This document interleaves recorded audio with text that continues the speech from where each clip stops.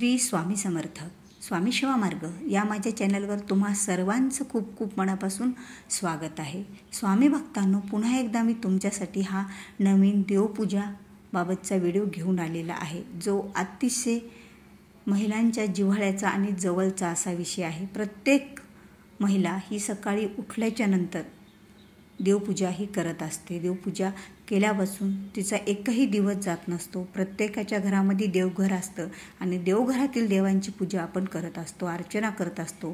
कारण देवपूजेमुळे आपल्या घरामध्ये सकारात्मक ऊर्जा निर्माण होते, आपल्यावरचे संकट हे बरेच टळले जातात।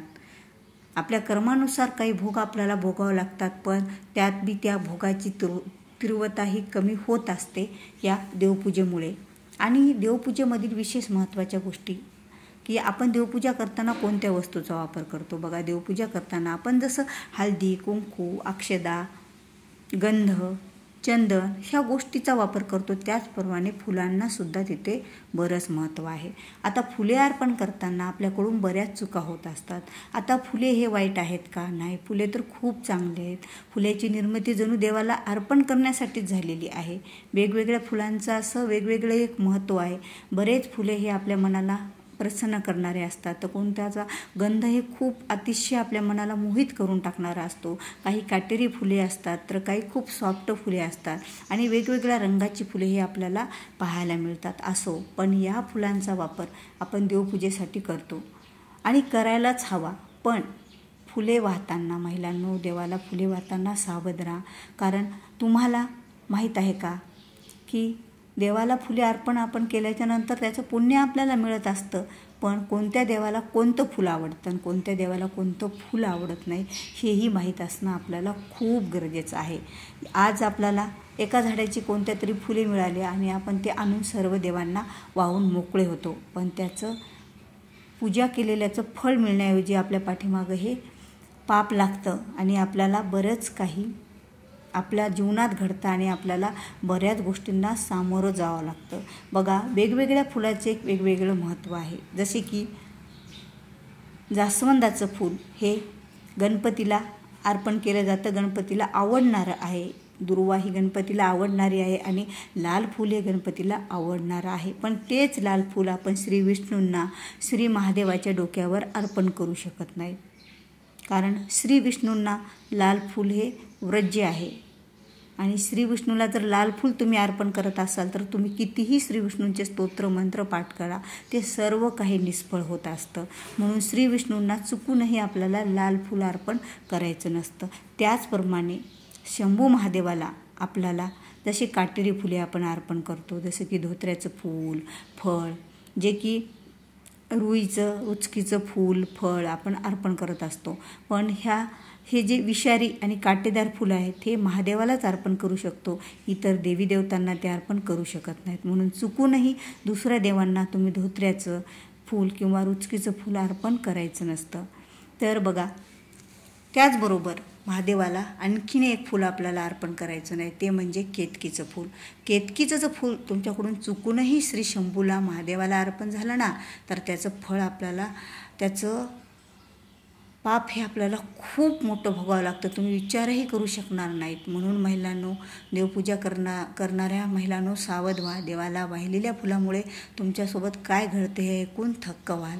कारण जर केतकीचं फूल तुम्ही शंभू महादेवाला अर्पण केलं तर 1000 गायी मारण्याचं पाप तुमच्या पदरात पडत असतं। बघा, पूजा आपण कशासाठी करतो? आपल्या जीवनातील अडथळे दूर होण्यासाठी, आपलं जीवन सुरळीत चालण्यासाठी, आपलं घरात सगळ्या गोष्टी चांगल्या होण्यासाठी, आपल्याला देवी देवतांचा आशीर्वाद प्राप्त होण्यासाठी। पण त्या फुलाद्वारे जर आपल्याला एवढं मोठं पाप आपल्या पदरात पडत असेल तर तिथे आपल्याला काळजी घ्यायलाच हवी।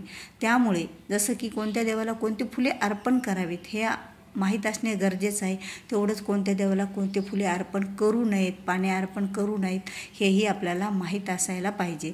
आणि याचबरोबर शंभू महादेवाला तुळशी अर्पण करायची नसते, जी की श्री विष्णूंना अतिशय प्रिय असते तुळस। तुम्ही कितीही तुळशीचे एक पान वाहिलं, एक मंजूळ वाहिलं, तर 1 तोळा सोनं वाहिल्याचं किंमत आपल्याला श्री विष्णू देत असतात। पण तेच जर तुळस तुम्ही महादेवाला अर्पण केली तर आपल्या पदरामध्ये पाप लागत असतं, आपल्याला त्याचे दोष लागत असतात। बघा, 3 दोष आपल्या आपल्या जीवनातील खूप मोठे असतात. एक म्हणजे देवघरातील तुमच्या देवपूजेतील दोष, दुसरा म्हणजे तुमच्या घरातील वास्तुदोष आणि तिसरा म्हणजे पितृदोष. हे 3 दोष ज्या वेळेला तुमच्या पाठीमागे असतात त्यावेळेला तुम्ही कितीही कष्ट करा त्या कष्टाला फळ मिळत नसतं, नशिबाची साथ मिळत नसतात. हे दोष तुमच्या पाठीमागे लागलेले असतात आणि कामात अडथळे निर्माण होत असतात. आपण कितीही पूजा केली, आराधना केली, सेवा केली तरी हे दोष तुम्हाला सुधरू देत नसतात.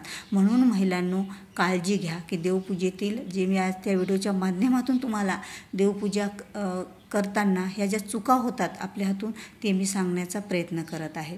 त्यामुळे तुम्ही चुकूनही श्री विष्णूंना जसं लाल फूल अर्पण करायचं नाही, त्याचप्रमाणे धोत्र्याचं फूल, धोत्र्याचं फळ, काटेदार फुलं जे असतात ते श्रीविष्णूंना अर्पण करायचे नसतात. तांदूळसुद्धा श्रीविष्णूंना अर्पण करायचा नसतो. आणि याच कारणाने बऱ्याच ठिकाणी बऱ्याच देवघरात श्रीविष्णूंचा फोटो नसतो किंवा मूर्ती नसतो. काहीतरी विशिष्ट एक पूजा आहे आणि त्याच पूजेला श्रीविष्णूंची पूजा आपण करत असतो, कारण दररोज आपल्या हातून ह्या चुका घडू नयेत म्हणून.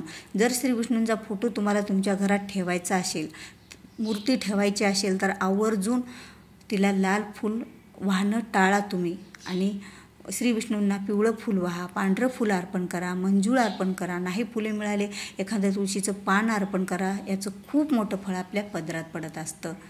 आणि एवढंच काय, जी आपली अंबिका माता सर्वांची कुलदेवी, प्रत्येकाची कुलदेवी वेगवेगळी आहे, पण तुमच्या घरामध्ये देवीचा टाक किंवा फोटो तुमच्या कुलदेवतेचा असतोच. लक्ष्मी माता असो किंवा तुळजाभवानी माता असो, रेणुका माता असो, माहूरची किंवा वणीची देवी असो, प्रत्येक देवीचा फोटो किंवा टाक हे आपल्या घरात आपल्या कुलदेवतेचा असतो.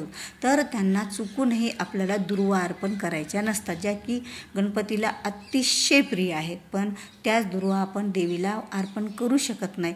जो आश्विन महिन्यातील जी नवरात्र असते आणि त्या नवरात्रातील जी ललिता पंचमी हा दिवस असतो त्याच दिवशी 41 दुर्वाची जोडी आपण मातेला देवीला अर्पण करू शकतो. एरवी आपण कधीही अर्पण करू शकत नाही. जर आपण केली तर आपल्या हातून खूप मोठं काहीतरी घडतं आणि आपल्या जीवनावर त्याचे परिणाम खूप मोठे होत असतात. बघा, यामुळे आपल्याला माहिती खरंच करून घ्यायला काहीच हरकत नाही की कोणत्या देवाला कोणतं फूल अर्पण करू नये. आपल्याला अर्पण करावं यापेक्षा जर तुम्ही एखादं फुल अर्पण करणं खूप पुण्याची गोष्ट आहे, ते जर माहीत नसलं तरी काय हरकत नाही. पण ज्या फुलापासून आपल्याला खूप मोठं काहीतरी जीवनामध्ये आपल्या घडतं आहे, आपल्या जीवनाला दोष लागतात, आपल्या घराला दोष लागतात, आपल्या कुटुंबाची प्रगती थांबते, ते फुले अर्पण करू नये आणि त्याची माहिती आपल्याला असणंही आवश्यकच आहे. म्हणून महिलांनो खरंच तुम्ही सावध व्हा.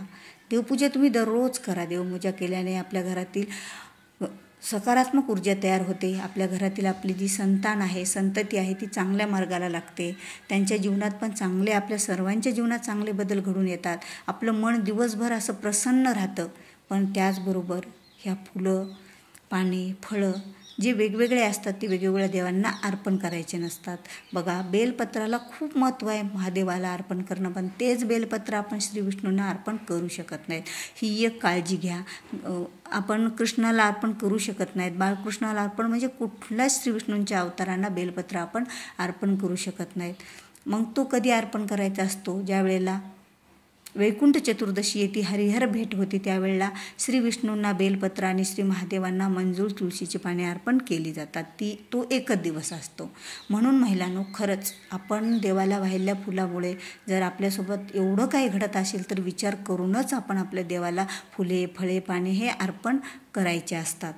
बघा, जर तुम्हाला व्हिडिओमधील काही नक्कीच आवडला असेल तर व्हिडिओला लाईक करा. जास्तीत जास्त महिलांपर्यंत हा व्हिडिओ तुम्ही शेअर करा, जेणेकरून त्यांच्या हातून घडणारे पापही कमी होतील आणि तुम्हाला त्याचं पुण्य फळ मिळेल. आणि चॅनलवर जर नवीन असाल तर चॅनलला सबस्क्राईब करायला विसरू नका. भेटूया पुन्हा अशाच एका नवीन माहितीपूर्ण व्हिडिओसोबत. तोपर्यंत बोलत राहा. श्री स्वामी समर्थ. जय जय स्वामी समर्थ.